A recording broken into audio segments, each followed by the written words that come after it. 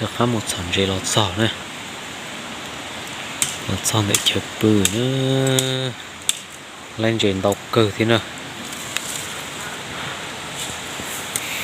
lên đầu cơ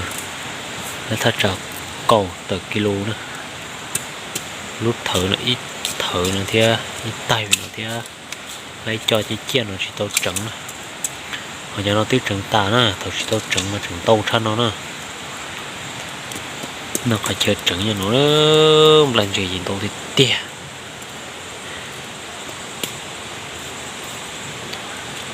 nhìn tao chọc lở nữa trứng tát tọt chín dây tá rô thế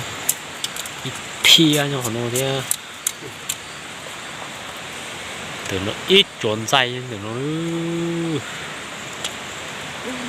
ít trốn dây vì nó nữa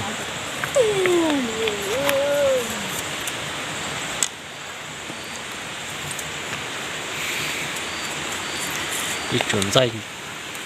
nó nữa người ta tỏ nó khai dọc của chụp quá